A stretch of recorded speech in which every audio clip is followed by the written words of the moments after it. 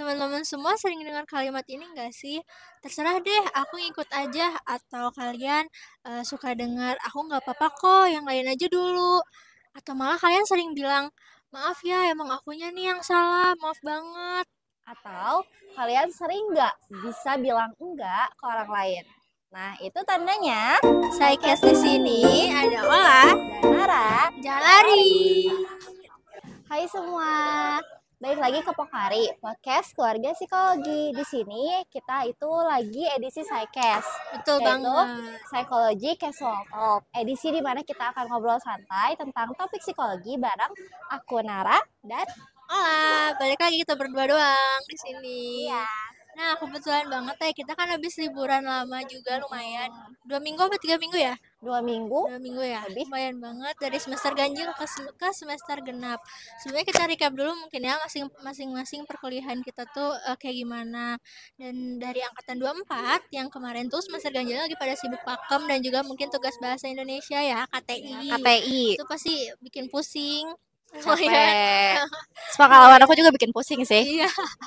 Dan juga di angkatan 23 itu lagi sibuk-sibuknya praktikum. Praktikum wawancara dan metodik ya. Itu Iya, udah semangat wow ya gitu ya. yang udah selesai metodik. Alhamdulillah. Alhamdulillah.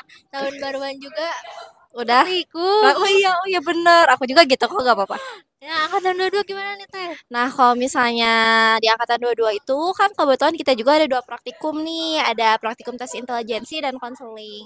Jadi tes intelijensi itu udah ada dari kating-kating sebelumnya. Tapi di praktikum konseling ini tuh baru ada di kurikulum OBE gitu, Ola. Nah, karena kebetulan angkatan aku itu angkatan 22, angkatan OBE pertama.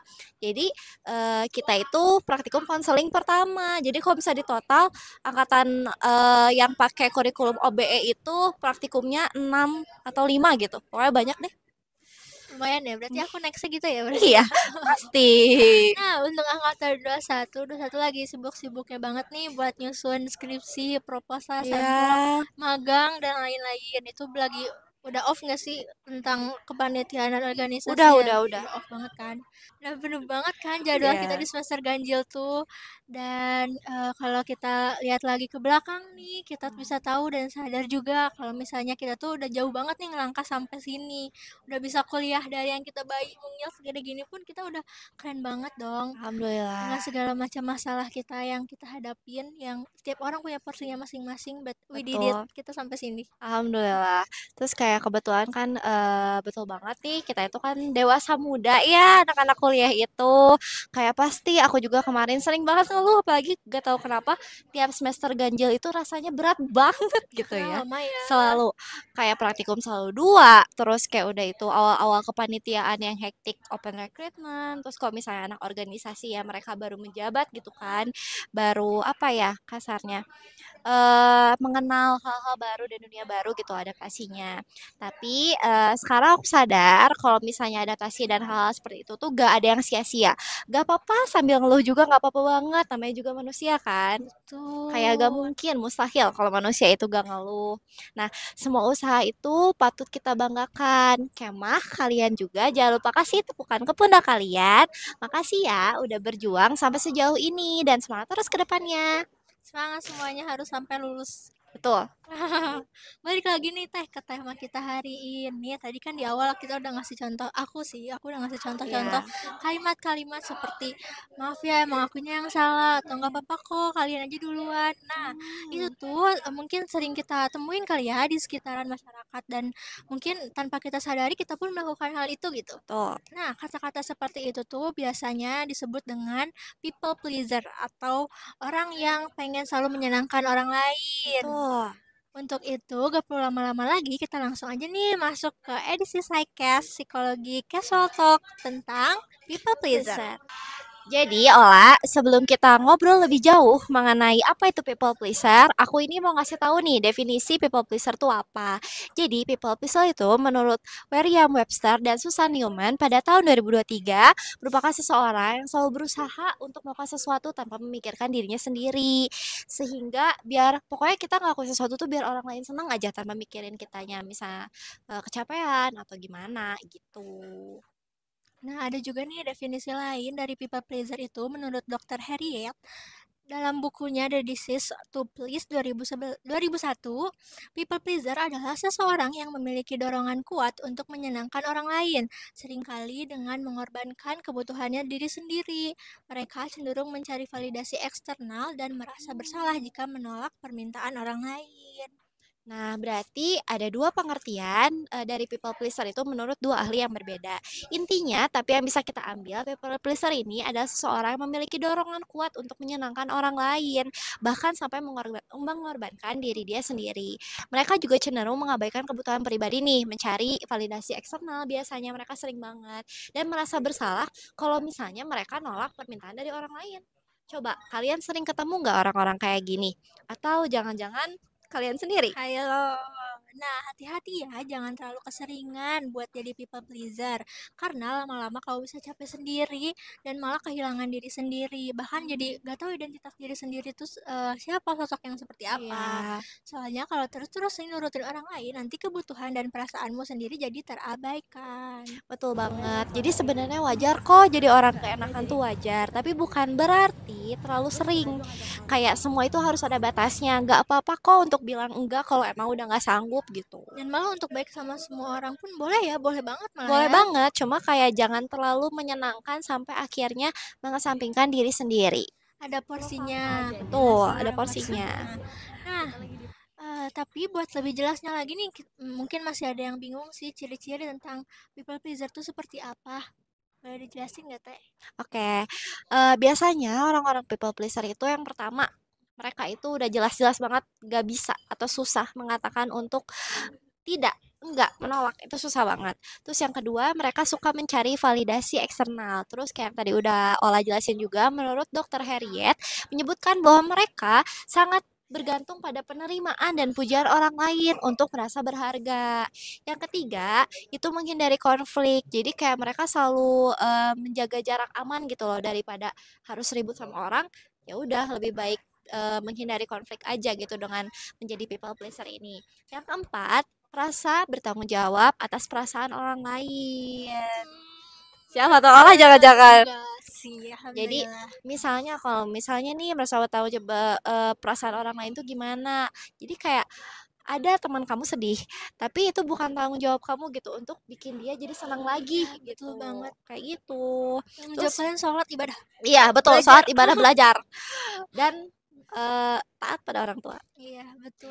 Yang terakhir, yang nomor 5 itu, ciri-ciri people pleaser adalah mengesampingkan kebutuhan sendiri. Jadi saking mereka butuh validasi dari orang lain, saking mereka merasa bertanggung jawab dengan emosi orang-orang lain, mereka itu sampai mengenyampingkan kebutuhan dirinya sendiri, kayak gitu. Kalau menurut Ola, kenapa sih orang bisa menjadi people pleaser? Nah, kalau kita lihat dari sudut pandang teorinya attachment dari John Bowlby itu, people pleaser umumnya memiliki pola attachment yang gak aman atau dalam keadaan insecure attachment. Nah, terutama attachment cemas yang membuat mereka selalu mencari validasi dan takut ditolak. Mereka aman secara emosional. Dalam beberapa kasus, people pleaser juga dapat berasal dari attachment menghindar, di mana Detach. mereka menekan kebutuhan emosional sendiri dan lebih fokus pada kebutuhan orang lain agar tetap diterima. Contohnya tuh Hmm. misalnya seperti anak yang dibesarkan dalam lingkungan yang menuntut. Nah, kepatuhan tanpa memberi ruang bagi ekspresi diri bisa tumbuh menjadi orang yang takut mengecewakan orang lain. Selain itu, trauma masa kecil seperti sering dikritik atau misalnya ditolak dengan orang tuanya atau lingkungan sekitarnya juga bisa membuat seseorang selalu berusaha untuk terus-terusan cari validasi Dari ke orang orang lain. lain. Kayak gitu dan terus-terusan gimana caranya bisa menyenangkan orang lain biar dia dapat pujian itu Oh, sendiri. jadi pokoknya people pleaser itu selalu merasa bergantung dengan pujian orang lain gitu ya. Iya. Kalau menurut Tenara gimana nih? Nah, setuju sih karena perkembangan aja itu kan dimulai dari bayi banget. Berarti anak tuh belajar dari apa yang dikasih orang tua dan lingkungannya. Pasti itu bakal mempengaruhi dewasanya nanti anak itu akan seperti apa. Dan pastinya itu juga didukung dari lingkungan yang membuat seseorang menjadi people pleaser. Nah, kalau dari teori Maslow bisa dibahas juga menurut teori hierarki kebutuhan. Balik lagi ke teori hierarki kebutuhan Maslow, people pleaser cenderung terjebak di antara kebutuhan sosial, rasa ingin diterima dan diakui, dan kebutuhan harga diri, yaitu mencari validasi dari eksternal, yang seringkali membuat mereka mengabaikan kebutuhan pribadi. Mereka berusaha menyenangkan orang lain nih demi mendapatkan penerimaan sosial itu gitu. Tetapi hal ini justru bisa menghambat pencapaian dan aktualisasi diri dia sendiri, yaitu tahap di mana seseorang hidup dengan nilai dan keinginannya sendiri tanpa tekanan dari eksternal, seperti itu. Ya, betul banget ya, dan jadinya tuh malah jadi toksik nggak sih ke kitanya sendiri Benar, nih? benar banget. Jadi toksik banget. Nah, Ola, kalau menurut kamu, ada gak sih aspek lain dari people pleaser yang belum kita bahas tadi gitu? Mungkin kita bahas dari soal toxic positivity yang tadi aku bilang nih bakal ada toxic. Iya. Nah, orang yang people pleaser ini sering banget pura-pura terlihat bahagia atau setuju-setuju aja dengan apa yang orang lain bilang. Padahal di dalam hati mereka, mereka ngerasa nggak cocok, nggak nyaman dengan opini lingkungan tersebut. Gitu teh. Oke, menarik banget ya. Nah, di sini juga ada teori psikologi positif yang bilang kalau memaksakan diri untuk terlihat bahagia justru bisa memicu stres tambahan gitu. Contohnya kayak tadi bilang iya ke teman kerja yang terus-terusan minta tolong gitu. Padahal kita juga udah overwork. Outputnya kita akan merasa capek. Iya, dan jadinya malah jadi sakit juga nggak sih teh, bisa jadi Iya, ke fisik juga. jadi beban baru untuk kita gitu. Iya, terus ada juga nih aspek dari budayanya. Hmm. Nah, dari di Indonesia ini budayanya kan pada gak enakan, apalagi orang Sunda. Iya, siapa yang orang sudah aku. Orang Sunda, aku juga. Iya. Yang orang Sunda tuh lebih banyaknya kayak, aduh enggak nggak enakan, kemayu gitu ya Iya, iya cewek-ceweknya. benar-benar. Nah, itu tuh kuat banget juga di Indonesia budaya-budaya seperti itu. Itu pun jadi orang kadang merasa wajib untuk menyenangkan orang lain supaya nggak dianggap sombong atau egois. Nah, Hmm. tetapi padahal kalau misalnya itu terjadinya terus-terusan dan over, malah jadinya nggak baik juga untuk diri sendiri. Iya, benar banget sih. Oh ya, terus selain itu aku juga penasaran. Menurut kamu, biasanya perempuan lebih sering jadi people pleaser atau enggak? Waduh, coba yang wanita-wanita bersuara di Wanita-wanita sini angkat jangan aku tangan. dong. Bisa jadi sih, Hmm. tergantung prinsip dari wanitanya itu sendiri juga. Iya, balik lagi ya. Tapi ada penelitian nih yang bilang kalau misalnya perempuan itu seringkali diajarkan untuk lebih nurturing atau caring, Hmm. di mana mereka merasa punya tanggung jawab untuk selalu bikin orang lain bahagia. Oh, gitu. Seperti itu. Kalau Tanara gimana sebagai perempuan juga? Nanya ke aku. Ya iya, maksudnya kayak kerasa sih ya sebagai aku sebagai perempuan juga kerasa banget harus nurturing dan caringnya gitu kan karena kalau menurut aku pribadi nurturing dan caring itu kan udah bawaan pribadi dari perempuan ya maksudnya dari bawaan dari kecil gitu jadi kayak ya mau nggak mau ujung-ujungnya juga pasti mengayomi dan adalah gak enakan untuk bilang enggak gitu Ya ke pasti bawah. ya, karena ya perempuan gimana tuh. Iya gimana tuh? Gimana tuh. Nah, dengan mereka yang selalu mengabaikan kebutuhan diri sendiri dan terus-menerus mementingkan orang lain, pasti capek nggak sih? Nah, di sini itu dibahas menurut American Psychological Association atau APA, juga disebutkan terlalu sering menyenangkan orang lain bisa menyebabkan kelelahan emosional, kecemasan, bahkan sampai depresi gitu. Orang yang terus-menerus mengabaikan kebutuhannya sendiri akan kehilangan identitas dirinya dan merasa tidak dihargai. Waduh, serem banget ya saya, maksudnya Iya, sampai jadi nggak kenal diri sendiri tuh, iya. mungkin tanpa sadar, mungkin dia sebenarnya merasanya kenal tapi taunya ternyata malah jadi kayak siapa aku gitu. Lama-lama kehilangan diri sendiri karena butuh validasi eksternal itu. Iya. Nah, pasti sangat memengaruhi juga nggak sih Teh ke kegiatan sehari-harinya, dan Mm-mm. malah jadi meninggalkan tanggung jawab juga nggak sih Teh? Karena memprioritaskan kebutuhan orang lain dulu, jadinya Daripada tanggung jawab kebutuhan sendiri. diri sendiri. Ya, jadi tanggung jawab sendirinya pasti bakal lebih menurun, bahkan bisa jadi nggak dikerjain nggak sih Teh? Hmm, terus kayak perasaan cemas, depresi, kelelahan emosional juga didapat ketika mereka tidak mendapatkan timbal balik yang serupa Iya. dari lawan bicaranya gitu loh. Jadi bisa meng, ha- meng Meningkatkan cemas juga meningkatkan kalau cemas, misalnya nggak kelelahan ada timbal emosional. balik. Betul. Untuk itu, jangan sampai deh kita bisa jadi orang people pleaser gitu ya. Boleh untuk baik dengan semua orang, itu malah harus gitu ya untuk baik pada semua orang. Tapi jangan lupa juga kebutuhan diri sendiri yang tetap harus diprioritasin itu seperti apa dan bagaimana. Kita juga harus mengenal diri sendiri supaya kita tahu nih porsi untuk orang lain itu segimana sih, porsi, porsi untuk diri kita itu segimana sih, sehingga nggak akan ada over atau malah membuat kita menjadi people pleaser kayak Betul gitu. banget, karena eh, orang yang people pleaser tuh malah jadinya tuh bener-bener nggak kenal juga ya Teh, maksudnya tuh jadinya tuh dia nggak tahu juga porsi untuk dirinya sendiri tuh segimana, padahal mereka juga butuh hal itu dari orang Iya, lain.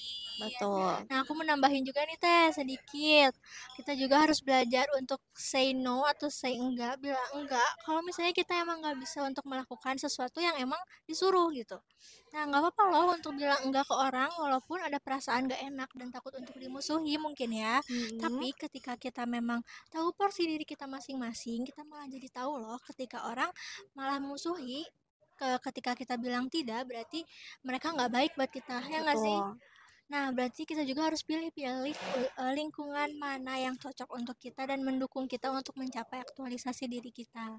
Karena ya aktualisasi diri itu tidak bisa dicapai oleh diri sendiri gitu loh. Kayak faktor lingkungan juga mendukung. Tadi balik lagi. Yap, betul banget. Olah, Iya. sekarang nih sebelum penutupan, kalau ada satu pesan yang bisa disampaikan ke pendengar dan warga kemah soal people pleaser ini, kamu pengen nyampein apa sih ke mereka? Ada banget. Iya, sok, Tolong silakan. didengar. Enggak sih, ini kayak sebijak banget, tapi Nggak apa-apa. mungkin sebelum menyenangkan orang lain, kita harus kenal dulu sama diri kita sendiri. Hmm. Because in the end, the only person you can really rely on is yourself. So give yourself the permission to say no to anything that makes you unhappy. Betul Nah, banget. kata-kata hari ini. Kata-kata hari ini. Nanti dia kasih editan gitu ya. Iya, oh iya, yang kayak Iya, iya kayak di Instagram itu di ya, di Instagram gitu TikTok. ya, yang lucu-lucu itu. Pemandangan-pemandangan. Pemandangan itu. Kayak kalau misalnya kayak gitu, kita sampai di penghujung.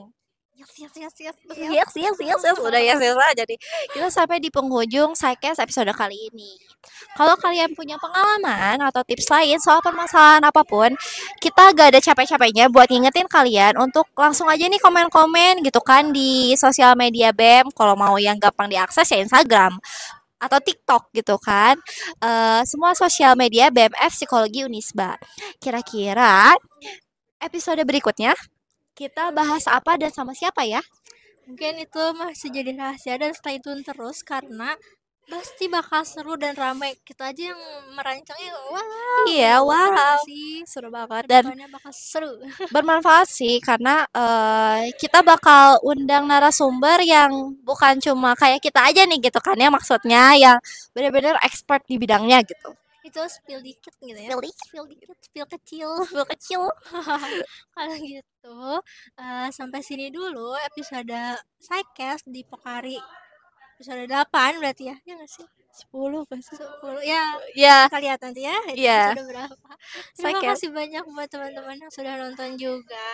Tetap semangat menjalani semester genap Semangat ya kalian dan semua. jangan lupa untuk jaga kesehatan fisik dan juga jaga kesehatan mental kalian. Kalau Jangan jadi people pleaser. jangan jadi people pleaser. Ingat ya, yang udah kita kasih tahu tadi, semoga bisa bermanfaat juga untuk kalian. Kalau kayak gitu, Sampai jumpa di episode berikutnya. berikutnya. Bye-bye. Pokari Podcast Keluarga Psikologi.